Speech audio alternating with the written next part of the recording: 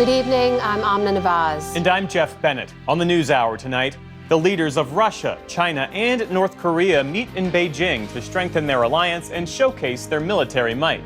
Survivors of Jeffrey Epstein's abuse speak out as some of the Justice Department files are released. And how artificial intelligence is redefining the very idea of work and the challenges awaiting the next generation of workers. AI is going to jumble everything, and the trajectory of AI is almost impossible to foresee.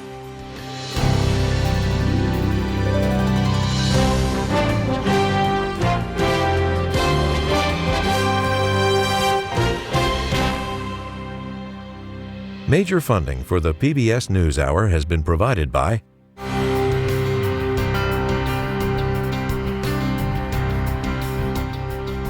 the Judy and Peter Bloom Kovler Foundation, upholding freedom by strengthening democracies at home and abroad.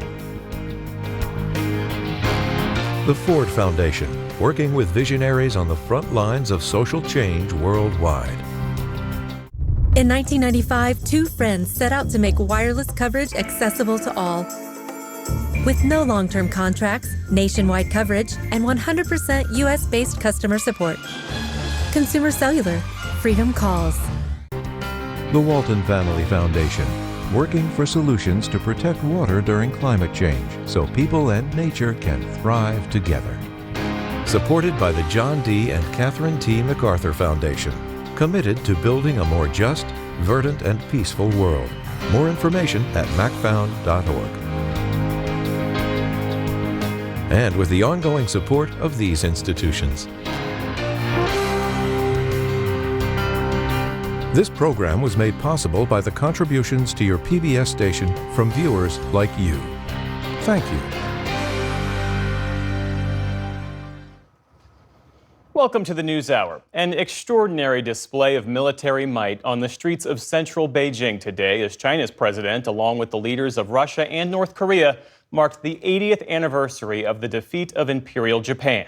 The military parade was the culmination of several days of high-level diplomacy, but without the United States, as China seeks to cement its place as a preeminent global power. Nick Schifrin starts our coverage.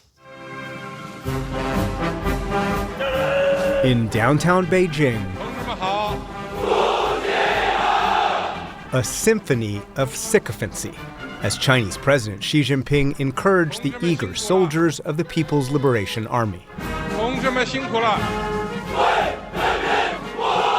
And to a sea of adoring fans, a manifestation of military might. New hypersonic missiles designed to target American ships. New intercontinental ballistic missiles that can reach American shores. New submarine drones and massive new unmanned aircraft. It was a not-so-subtle warning today to China's rivals. 8 terrible years of struggle are over at last for China. Time to the 80th anniversary of Imperial Japan's surrender to pre-communist China, after nearly a decade fighting Chinese troops. Today, Xi called the past prologue. They fought for the survival of the country. Today, humanity again faces a choice between peace and war. The rejuvenation of the Chinese nation is unstoppable. They were hoping I was watching, and I was watching. In Washington, President Trump praised the parade's pomp and Xi Jinping himself, but accused Beijing of ignoring America's role in defeating World War II Japan. I don't believe that America, that the United States was acknowledged for helping China to gain its freedom. But the freedom that Xi envisioned today was from what he calls U.S. hegemony, and for that he brought allies. This was the first ever in-person meeting of Xi, Russian President Vladimir Putin, and North Korean leader Kim Jong-un. Today, Xi and Putin, both 72 years old, joked as the cameras rolled that technology could allow them to live to 150, or even, quote, achieve immortality. Last night online, President Trump wrote that the three leaders were conspiring against the U.S. Today, Putin laughed that off. The U.S. president is not without humor. We all know this well. Everyone expresses hope that the position of President Trump and the position of Russia and other participants in the negotiations will lead to the end of the armed conflict. armed conflict in Ukraine, where the axis of autocracies has been activated. China provides the vast majority of machine parts to run Russia's weapons production. And North Korea has provided Russia more than 10,000 soldiers to fight Ukraine, as shown recently on North Korean state TV. Today, Kim told Putin, ask for more, and it is given.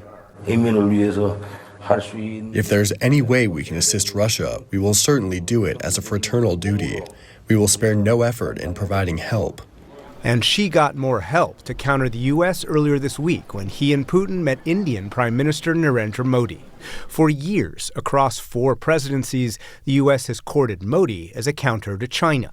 But recently, President Trump's relationship with Modi has soured at the same moment that Modi appears open to a closer relationship to Beijing and the Chinese organization that Xi Jinping says can blunt U.S. leadership. The Shanghai Cooperation Organization can become the guiding light for multilateralism and an inclusive world order. For a perspective on today's parade in Beijing and the gathering of leaders from Russia, North Korea, Iran, and others over the past few days in China, we turn to Kurt Campbell, the former Deputy Secretary of State who was the chief architect of the Biden administration's policy toward Asia. Kurt Campbell, thanks very much. Welcome back to the NewsHour. Let me start with the where we ended our story, which was Prime Minister Modi embracing the Shanghai Coordination Organization, really one of the tools that Xi Jinping is using to try and counter U.S. influence around the world.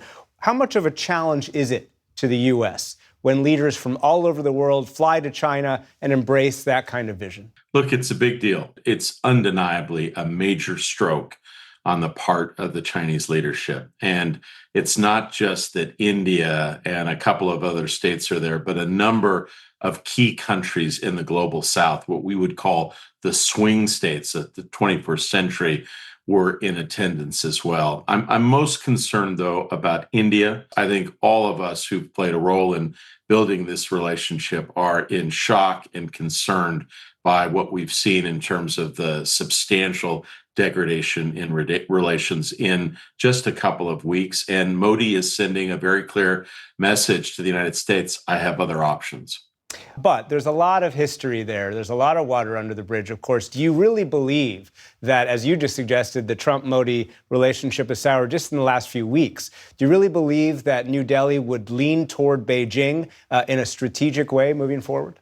I do not. The Indians will be very wary of a full-in, all-in embrace of China. They can't go in that direction, but they will move perceptibly towards more economic and commercial engagement. The strategic distrust is still too great. There has, of course, been a full embrace between Beijing and Moscow. When other senior officials in the Biden administration were planning how to respond to Russia's full-scale invasion of Ukraine, there were a lot of questions about how far Beijing would go to support Moscow's effort. In retrospect, did you guys not see this coming, the extent of strategic partnership between Beijing and Moscow?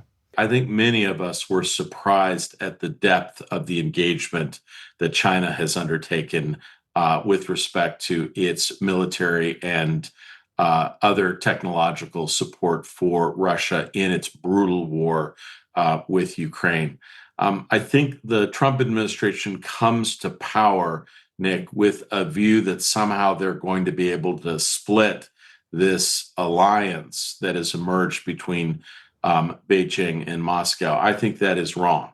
The best approach is to put pressure on China with respect to its energy purchases from Russia, but also gather our partners around us. And I think the juxtaposition of this remarkable gathering that Xi has put together in Beijing is the relative disarray of American partners, all of whom are deeply anxious about the trade negotiations they've experienced with Washington over the course of the last couple of months. Southeast Asian officials described to me surely as a frustration with the Trump policy when it comes to tariffs, but they see a continuation of regional policy, of the alliance structure especially, that the first Trump administration started, that you accelerated, and that continues with this Trump administration trying to create more alliances to counter Beijing. Do you see a continuity when it comes to the military efforts, at least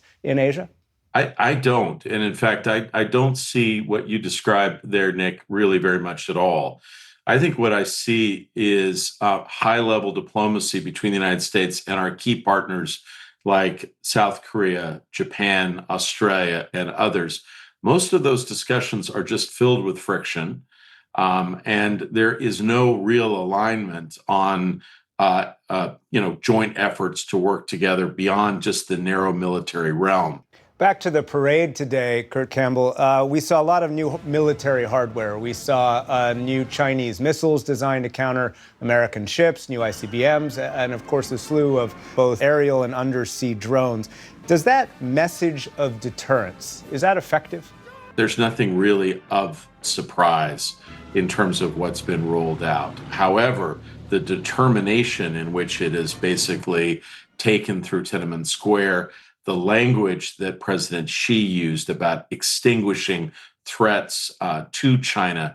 The key here is not just to look at this parade, it is the totality of the events of the last week. China wants to signal that it is a stabilizing, leading player on the global stage that other countries can count on.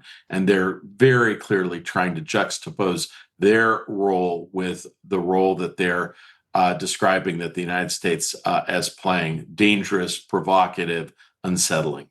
Kurt Campbell, former Deputy Secretary of State, thank you very much. Thank you. It's a pleasure.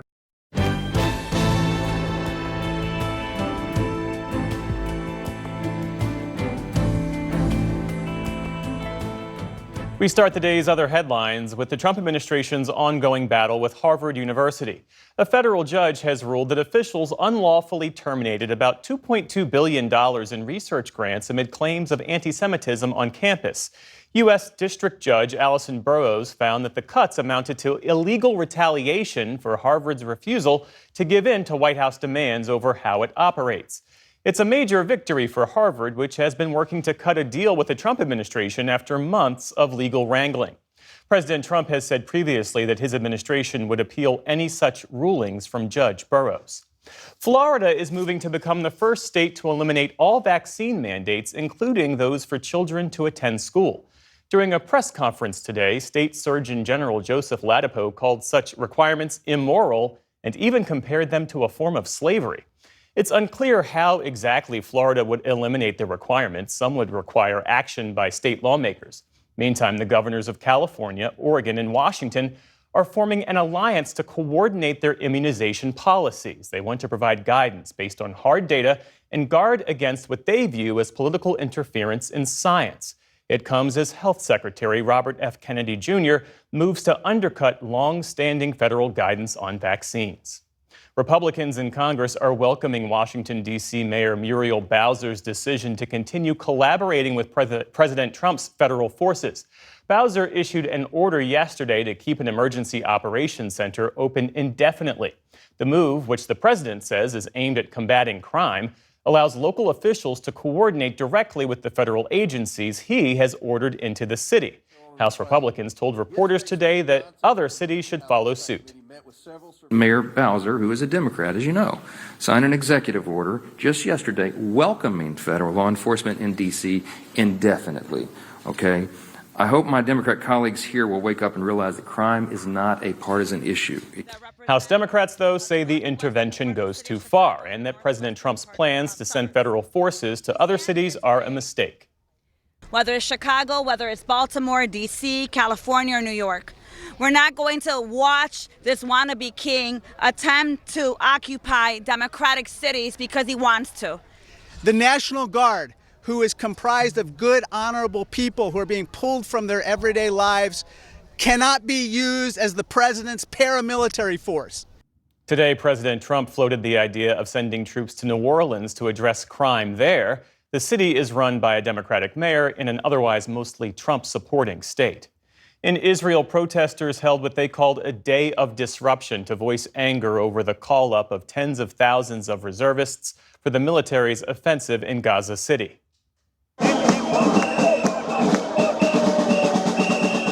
Demonstrators accuse Israeli Prime Minister Benjamin Netanyahu of prolonging the war for political reasons rather than seeking a ceasefire with Hamas. Meantime, health officials in Gaza say airstrikes and ground forces killed at least 31 people across the territory. In a statement today, the Israeli military said it would continue to operate against terrorist organizations to remove any threat posed to Israel. President Trump is defending yesterday's military strike on a boat in the Caribbean, saying it'll prevent further attempts to bring drugs into the country. Last night, he posted video of this boat, which was allegedly transporting illegal drugs. Mr. Trump said the U.S. military had identified the crew as members of the Venezuelan gang Tren de Aragua and chose to strike the vessel rather than capture it. He said 11 people were killed. At the White House today, before meeting with the president of Poland, Mr. Trump provided few details about the strike, but insisted the move will deter future smugglers. There was massive amounts of drugs coming into our country to kill a lot of people. They were hit, obviously. They won't be doing it again, and I think a lot of other people won't be doing it again. The Pentagon has not released details about the vessel, but Defense Secretary Pete Hegseth told Fox News this morning that military operations against cartels, quote, won't stop with just this strike. And Secretary of State Marco Rubio said that stopping such boats isn't effective, but it does work to blow them up. In Minneapolis, the family of a 10-year-old survivor of last week's school shooting says he underwent surgery today after doctors discovered shrapnel lodged in his neck. Weston Halsney was interviewed by TV news crews just minutes after the attack at Annunciation Catholic School. Millions watched his account of the terror of that day when 2 school children were killed. But what he initially brushed off as gunpowder scraping his neck turned out to be a bullet fragment dangerously close to his carotid artery. Weston's family said the operation went well, and they expect him to make a full physical recovery. In Northern California, a wave of lightning strikes sparked fast-moving wildfires that are burning across mostly rugged terrain.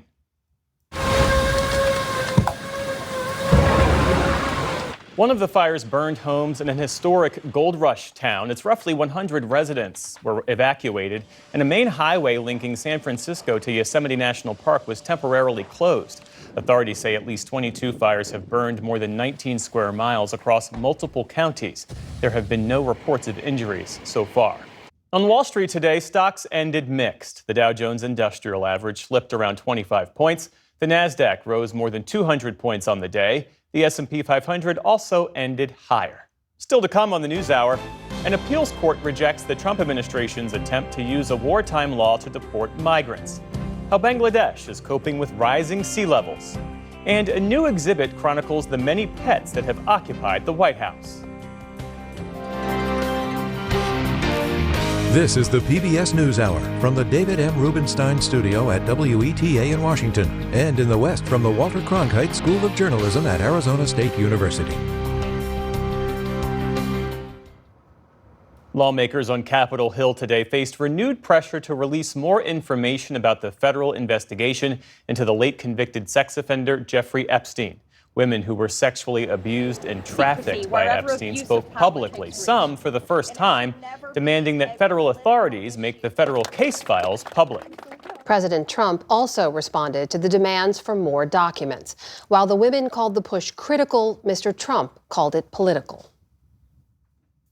But it's really a Democrat hoax because they're trying to get people to talk about something that's totally irrelevant to the success that we've had as a nation since I've been president. Mr. President Donald J. Trump, I am a registered Republican, not that that matters because this is not political. However, I cordially invite you to the Capitol to meet me in person so you can understand this is not a hoax. We are real human beings. This is real trauma. Congressional correspondent Lisa Desjardins has been covering all this and joins me now. So Lisa, bring us up to speed. Where did the efforts to release these files stand? This was an extraordinary news conference. These survivors, you could see it was meaningful to them to bring their story to the Capitol, to lawmakers. They're angry. They want the files released. There are 2 tracks about the file release. One is the Department of Justice is sending files to a House Republican committee. They are going through it. It's under subpoena. Those are the 34,000 pages that we got last night. But the thing about that Amna is, as we first surmised, most of those documents really are not relevant to any new information. Some of them are repeat documents. So there are skeptics who say either Department of Justice may slow roll this or they're not going to give us what we need. So that's the second track, which is a bill from Representatives Thomas Massie and Ro Khanna. They would force the Department of Justice to release all of the information they have from the Epstein files. That's what these survivors said they want. Now, the trick is there are 2 more Republicans needed to sign on to that bill in order to force a vote. Speaker Johnson told Republicans this morning that actually the survivors don't want that bill. Wait a minute, I asked the survivors in person, I said, "What is that true? Are you worried about your protections?" And they said, "No, that's not right. We do want this bill." So momentum right now seems to me there could be very well a vote on that bill. We heard a little bit of what the survivors there had to say, but you were there. What else did they have to say that stood out to you? Right. There was some news here. One of the survivors said that she and others are gathering to write up their own list of the high-powered individuals who were part of the abuse. They haven't decided if they will release that list yet or not, but Republican Representative Marjorie Taylor Greene said if she gets that list and they say it's okay, she will read it on the House floor, where some speech is protected. This is something we have to watch closely. We know President Trump has called all of this, the bill that the survivors want, a hostile act. So there's a lot going on here. Some of it is political, but right now, today, the survivors really were the ones pushing the momentum. We know you're going to continue to cover this story. Lisa Desjardins, thank you so much. You're welcome. And for more, we're joined now by 2 women who traveled to Washington to advocate for Epstein survivors. Liz Stein is an Epstein survivor. She's now an advocate and educator working to combat human trafficking nationwide. And Jennifer Freeman is special counsel for the Marsh Law Firm, which represents a number of Epstein survivors. Thank you both for being here. Thank you. Good to be with you. And Liz, I'll start with you. As I mentioned, you are among the survivors now speaking out. What do you hope to accomplish by sharing your story publicly? I think that what we accomplished today is something that we haven't been able to accomplish so far. I think that a lot of the survivors have told their stories in different ways.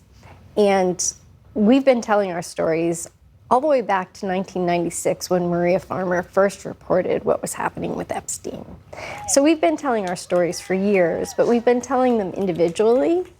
And bringing us all together today for the rally and the press conference really gave us a sense of unity and a sense that our collective voices couldn't be ignored. A sense of unity. The Epstein case has fueled conspiracy theories. It's fueled political fights. The president today referred to it as a Democratic hoax. What does it feel like as a survivor to see your lived trauma reduced to political fodder? Well, I think it's important for people to understand that this is not a political issue. This is a crime, and the crime is sex trafficking. And so we had 20 Epstein survivors gathered today. To have so many women coming forward with similar stories. We don't know each other. We've never met each other, most of us. Yet we have this commonality, and it's being ignored and downplayed. The amount of emotional turmoil that you go through in coming out and telling your story, the risk to your safety, your life changes forever when you become public. So no one is doing this for any reason other than to find the truth and to seek justice. And the fact that this is being downplayed and brushed off as some kind of hoax or some kind of Democratic ploy is really just insulting, and it's shifting the narrative to a place where it doesn't belong.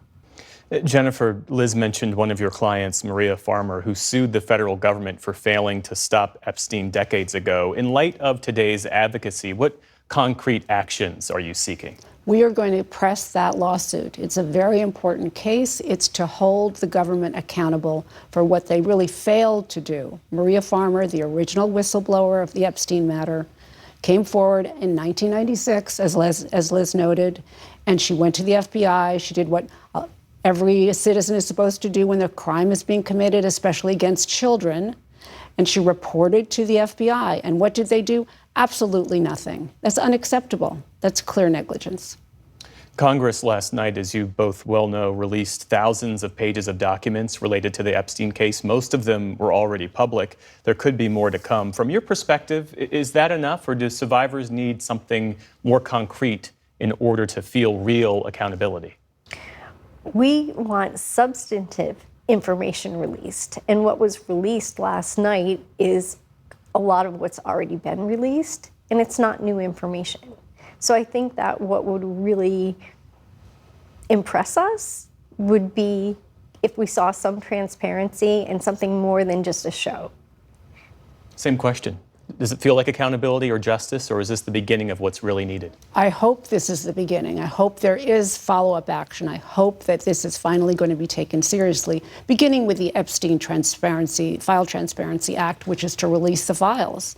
And if the files don't get that released that way, we're going to seek them in litigation. And I'd always put litigation as the last resort, but the problem has been is that no one has been paying attention.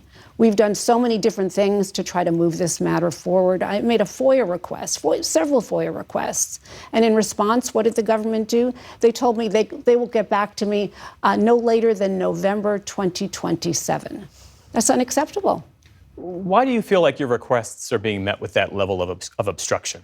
I wish I understood that better. Because this really, as we've noticed, this is not a political issue. This started with Maria Farmer in 1996 under the Clinton administration. There have been 5 administrations since then of different stripes. There's no reason why it should be politicized at every turn.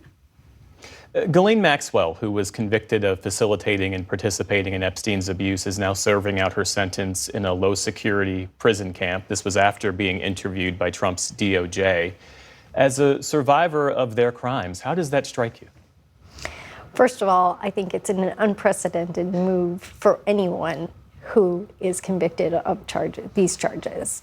And it really makes me question what the motive is and what the message that the Justice Department wants to send to us and to send to our nation about people in power. And it's been really upsetting and concerning to the survivors that Ghislaine Maxwell is being given any weight whatsoever, and we haven't been spoken to. This is a woman who faced federal perjury charges in her indictment, and the charges were severed because they didn't want the testimony from these charges to unduly influence the jury, and when she was ultimately convicted of the other counts, they were dropped. And so we've never gotten to the bottom of that. And so I think that, looking towards someone who has a vested interest in what they're saying, because their freedom hinges on it, and someone who has already not been transparent before, I just don't understand why any weight would be given to anything that she said. In the meantime, you have turned your experience into advocacy, working closely with other survivors, including children who have endured sexual abuse. What message do you want to share with other survivors who might be watching today and wondering how to move forward? Something that I wish I could tell my younger self. There was so much fear in me telling anyone that I never did. And so if I could go back to my younger self, I would say, tell someone. And if they don't listen, tell someone else. And if they don't listen, just keep telling, because eventually someone's going to listen. And standing in your truth is a really powerful thing. So even if all of your cries for help go unanswered, you at least stood in your truth and you spoke it. That is a strength that is, I just don't have words. Liz Stein, Jennifer Freeman, thank you both. Thank you.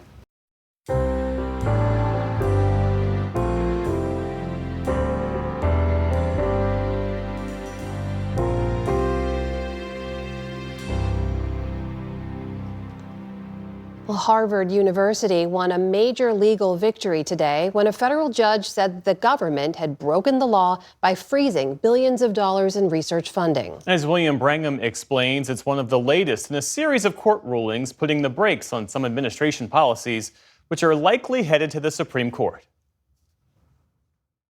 That's right. Harvard's legal win today was a significant victory for the university, which had sued the administration, arguing that its canceling of research grants trampled the school's due process and First Amendment rights. Separately, a Fifth Circuit panel yesterday blocked the administration from using an 18th century law to deport alleged Venezuelan gang members. And then last week, another court ruled that the president overstepped his authority by issuing his sweeping tariffs against other nations. So for some perspective on these legal developments, we are joined again by Georgetown Law professor Steve Vladeck. Steve, thank you so much for being here. Let's start with the Harvard case first. The administration had argued that Harvard wasn't doing enough to stamp out anti-Semitism on campus, and so it blocked all of these research grants, billions of dollars. Harvard sued and won. What did this judge rule that the administration had done wrong? Yeah, so William, there I think are two different problems here. The first is that federal law provides a process for revoking those kinds of grants, for bringing claims of discrimination against universities like Harvard. They didn't follow it here. And second, there were the obvious First Amendment issues with going after a university based on what really looks like, for the most part, constitutionally protected speech. As you mentioned, it's just a district court. It still has to go up to the federal appeals court in Boston and probably from thence to the Supreme Court. But it's a big win for Harvard and another in, as you say, a number of recent losses for this administration.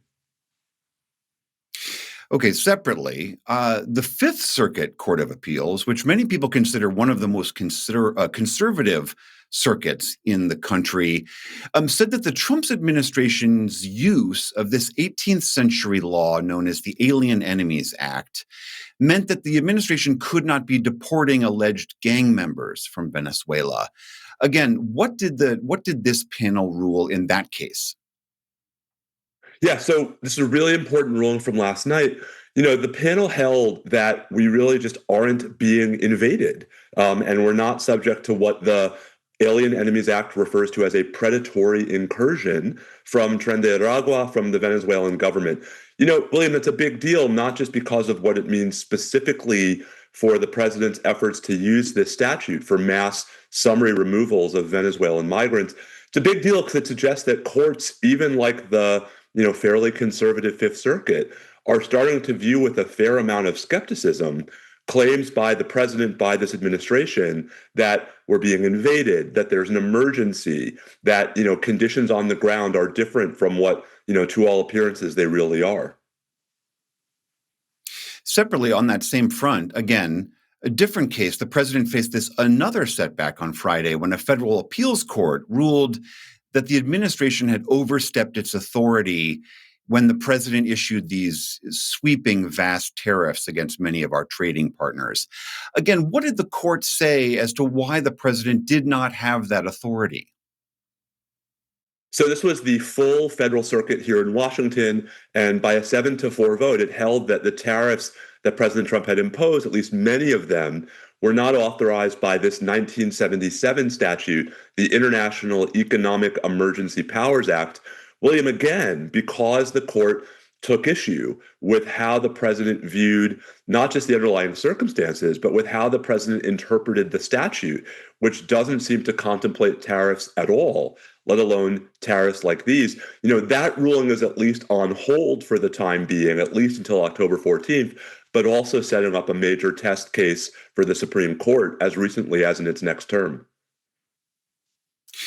Lastly, Steve, in just the last few seconds, I know you follow all of these cases quite closely. How do you measure how the courts are standing up to or acquiescing to the Trump administration, which has shown it really wants to exercise executive authority?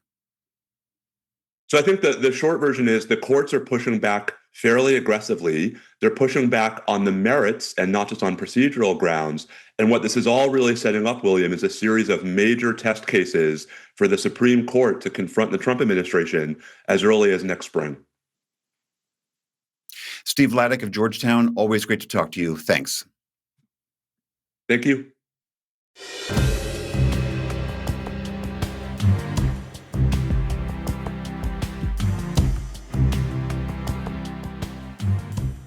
Few countries in the world are considered more vulnerable to the impact of rising sea levels and climate change than Bangladesh, a nation of 175 million people squeezed into a landmass the size of Iowa. In partnership with the Pulitzer Center, Fred de Sam Lazaro traveled to Bangladesh to look at efforts to build resilience in the face of escalating consequences. It is the most crowded space in the most crowded city on earth by some rankings. Tens of thousands who live in this slum settlement of Korail are so-called climate refugees, whose previous homes were on land that no longer exists. Our house was taken away by the river. 65-year-old Jahanara, she uses only one name, moved here some 2 decades ago. Her family's home was lost, like tens of thousands of others over the years, to erosion or were on land swallowed by a rising sea. Jahanara scrapes by, earning $2 to $3 a day, cleaning houses and selling scrap. I have lived a very difficult life. I have worked hard. I still work hard. With 3 major rivers and hundreds of tributaries, most swollen by rising seas and melting Himalayan glaciers, no part of this low-lying country, coastal or inland, is spared. I'm standing on an embankment along the Padma River. It feels nice and solid, but until about 4 days ago, it stretched out further for another quarter mile or so. All of a sudden, it simply sank into the river, taking with it several homes and a few shops. And the people here say it all happened in about 15 minutes. I was at my father-in-law's house when I got a phone call. Arif Madbur lost his family home. When I arrived, I saw that many houses had gone under the river. Our house had also been destroyed. Now we are destitute. Parvaz Hussain owned a grocery shop here. The first thing we need now is a sustainable embankment so people like us have a livelihood in the future. For now, sandbags are all that's available to retain what land is left. Many families will likely join informal communities like this one just up the river on a stretch of public land. No one gave us this land. We were helpless. So we found this land and built a house here. Rushia Begum arrived here last year, escaping erosion that has displaced her 3 times before, she says, most recently sweeping away her land and most of her livestock. Our lives have been filled with hardship. We cannot even afford sandals. The communities have learned to accept the realities because they don't have the luxury of time. It will be rising like so. Environmental scientist Atiq Rahman agrees with estimates that by 2050, Bangladesh will lose 17% of its territory due to rising sea levels, including 30% of its agricultural land. He says Bangladeshis are slowly finding ways to adapt. You can do intellectual adaptation, you can do physical adaptation, you can do agricultural adaptation, you can do water-based adaptation, all that. I was very fortunate to have a family boat that took me to schools, but not everyone. So you went on a boat to school? Right, during the monsoon. Monsoon floods routinely keep children out of school, says architect Mohammed Rezwan. His solution was to bring school to the boat. In 2002, he designed and launched the first flat-bottom boats to serve as primary schools. Today, the fleet has expanded to more than 100 boats, serving across a swath of northwest Bangladesh, not just as schoolrooms, but also as libraries, clinics, playgrounds, and training centers. We are trying to develop people's skills towards resilience. It has high windows to let light and air in. So we train on sustainable, effective, and climate-friendly farming techniques, focusing more on traditional knowledge of climate adaptations.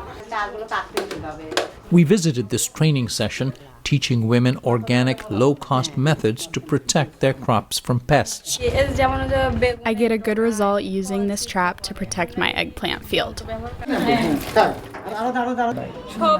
Flooding actually damages our crops, but the vegetables that we grow around our home, we can actually get good production. Garden vegetables provide much-needed nutrition, and Rizwan's non-government group has encouraged people to try new ideas, like fish farms and raising ducks on the river. However, the bedrock of this country's food security is rice. Even though it naturally thrives in water, it too is susceptible to climate change. Floods can wipe out a harvest, or a crop may not survive in soil that's become salinized with seawater. We visited this seed bank run by BRAC, the world's largest non-government organization, which began in Bangladesh. Scientists here are developing hardier varieties of rice and other seeds. Flood resistance are available. Some are drought tolerant, saline. Many of these farmers can only grow that kind of rice in parts of the country because the soil has become so soggy with seawater. Correct. Soggy, yes. We have to come up with solutions that are scalable and then figure out where the funding comes from later on. BRAC CEO Asif Saleh says funding to scale projects has not materialized despite commitments from rich countries primarily responsible for climate change. Local organizations are probably getting about 4 to 6% of the funding that is coming in. They have billions of dollars, but their bureaucratic processes make it impossible. If you record all the promises that have been made over the last few years, calculate that and look at how much money has gone to the ground, it's laughable. That criticism of hollow promises echoes as well in Bangladesh's largest industry, textile and garment making, in which the country ranks second only to China's in size. So this factory emit almost 40% less carbon emission.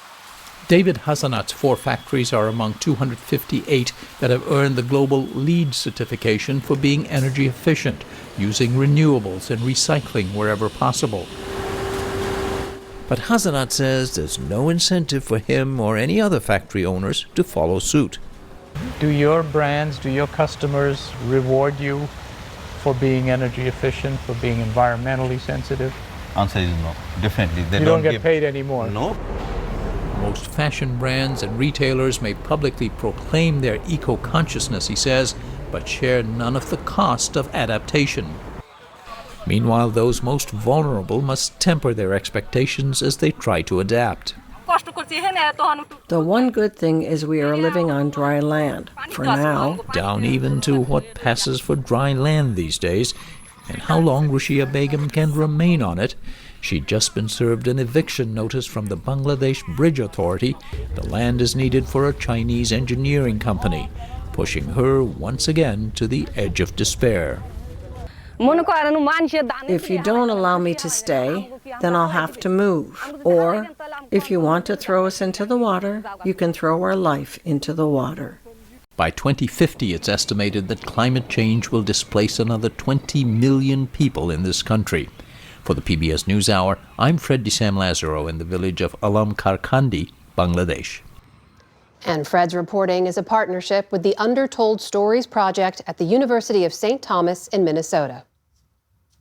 AI is rapidly reshaping the workplace. More companies are turning to it as a substitute for hiring or retraining workers, and that's raising urgent questions about the future of the job market. For many families, the uncertainty can feel personal. What kinds of jobs will their children or anyone entering the workforce years from now actually have? Robert Reich is a professor of public policy at University of California, Berkeley, and the former labor secretary under President Bill Clinton. And he wrote about this recently in his Substack essay titled, How Your Kids Will Make Money in a World of AI. And he joins us now. Thanks for being here. Delighted. How are you, Jeff? I'm doing well, and I have wanted to speak with you ever since reading your Substack because of the really interesting way you categorize work. You say there are 3 categories of jobs: making, thinking, and caring. Which of these do you think is most at risk from AI, and why? Well, the making jobs really have been automated over the last 30 to 40 years. You go into a manufacturing facility today, and it's mostly computerized machine tools. The thinking jobs are the ones that are most at risk from artificial intelligence, because artificial intelligence really will be automating many thinking jobs. And I'm talking about everything from doctors to lawyers, accountants, people who are and call themselves professionals, who have got a lot of degrees, but whose particular thinking processes can be replicated and is being replicated by AI. What role do you see for education, universities, schools, vocational programs in adapting to this new AI-shaped economy?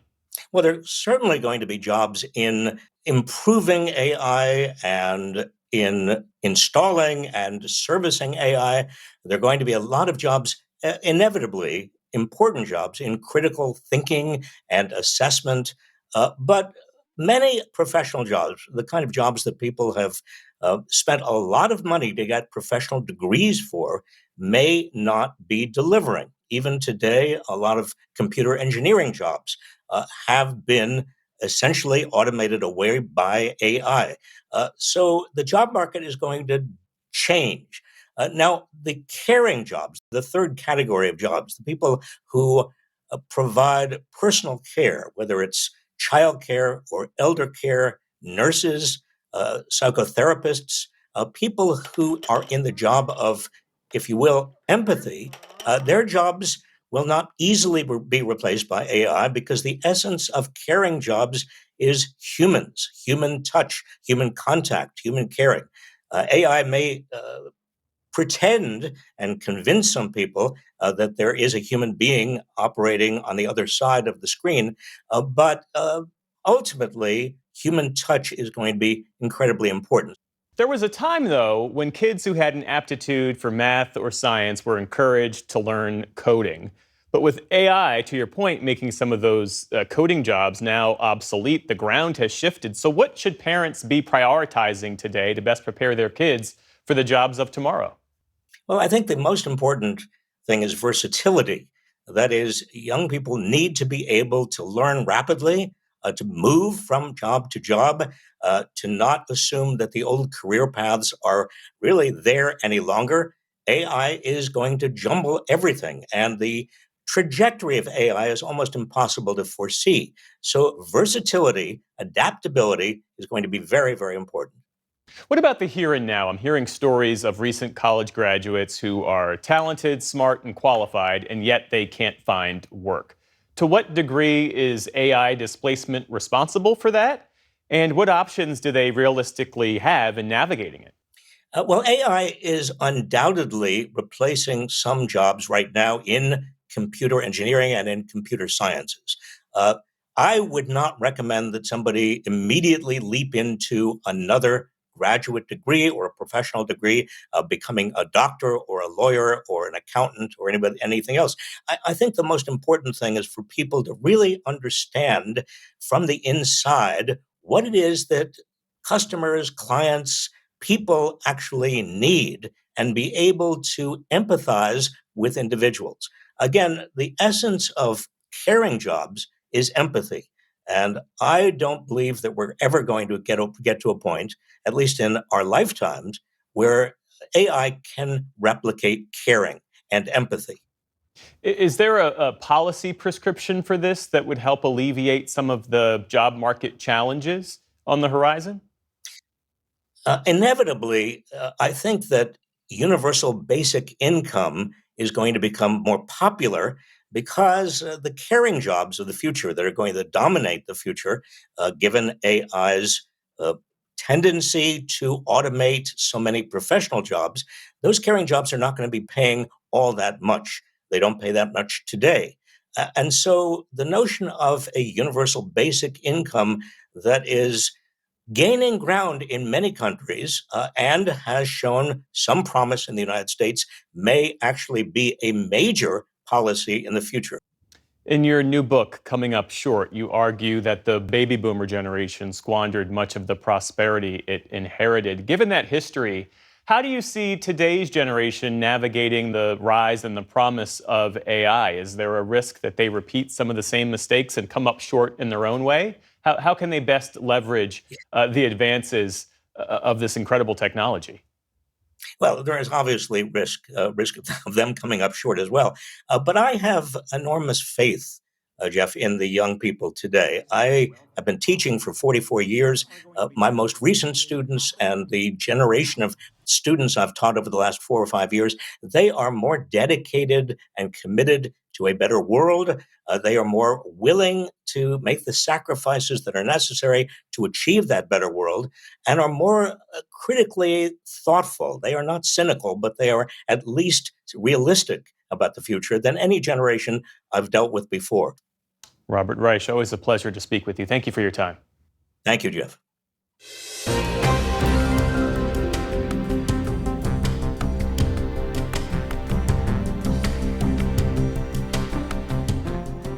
Since our nation's founding, pets have played an essential role in the lives of many U.S. presidents. A new exhibition at the John F. Kennedy Presidential Library and Museum in Boston tells the story of the pets that called the White House home. Jared Bowen of GBH Boston takes us there for our Arts and Culture series, Canvas. The role of the American president has often been described as the loneliest job in the world. No surprise, then, that nearly all of them have had pets. President Bush had Barney, complete with his own Barney Cam. Reagan had Rex, who would happily be in his doghouse. And Hoover had Billy, his pet possum. This is an opportunity to see the history of the nation through the eyes of all the pets that have lived in the White House. Boston's John F. Kennedy Presidential Library and Museum has gone to the dogs, cats, and horses that have fetched, purred, and trotted their way into American history. This new exhibition delivers us all the way back to the founding pets. We find George Washington's beloved horse Nelson and his foxhound Sweet Lips. Speaking of lips, Thomas Jefferson fed his mockingbird Dick treats from his own. And then there is Abraham Lincoln. Director Alan Price says he changed the course of presidential pet history. Well, Lincoln's dog is named Fido, and Lincoln has a photograph of his dog, and that's the first known photograph of a presidential dog. And I think for so many Americans who then name their dog Fido, Lincoln is part of that origin story. The story of presidential pets winds through the peculiar. President Calvin Coolidge and First Lady Grace took their raccoon, Rebecca, out for evening walks. While some presidents turned the White House lawn over to grazing, Theodore Roosevelt made it a veritable zoo. You'll find the Rough Riders saddle and crop here, and a taxidermied badger gifted to Roosevelt to remind him of his live one, Josiah.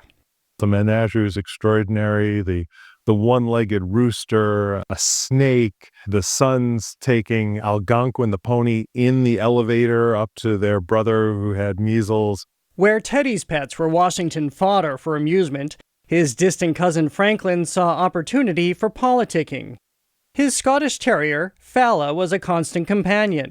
Consequently, he became a public figure in his own right, a tool for humanizing the leader in turbulent times, and as a broadside to partisan sniping. Well, of course, I don't resent attacks, and my family don't resent attacks, but Fala does resent it. The dog was in photographs with him everywhere. He was in the radio broadcast, and people loved Fala. I think some people would argue the most consequential presidential dog. If Fala was the most consequential dog, Macaroni was surely the most consequential pony.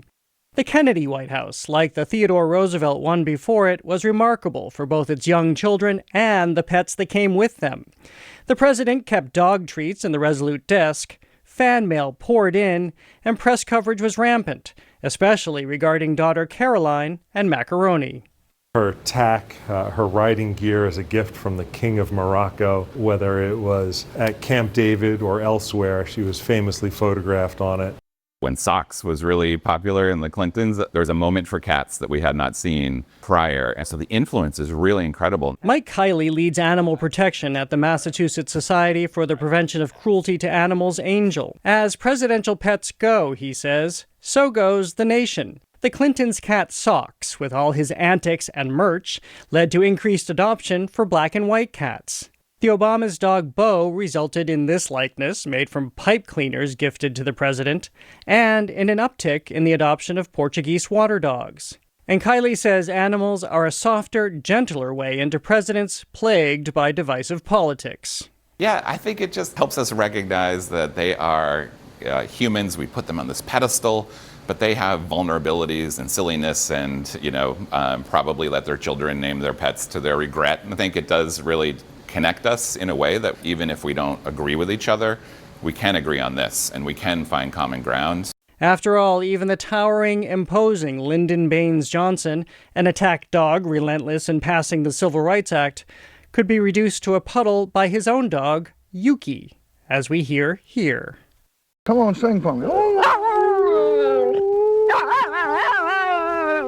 A president lets out a whole other side of himself that he doesn't even demonstrate with his kids or his family, to just be silly and not think about politics. I think it's wonderful. If not on key. For the PBS NewsHour, I'm Jared Bowen in Boston.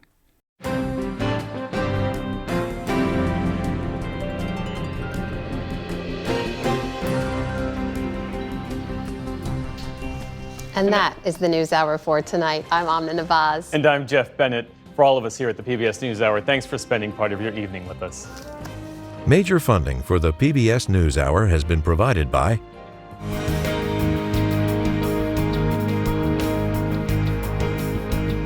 friends of the NewsHour, including Jim and Nancy Bildner and the Robert and Virginia Schiller Foundation, and with the ongoing support of these individuals and institutions.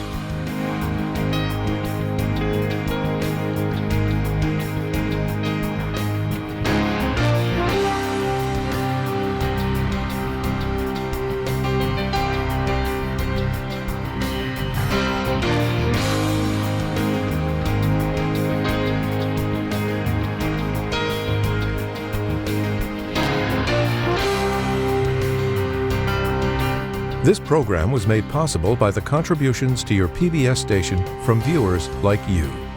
Thank you.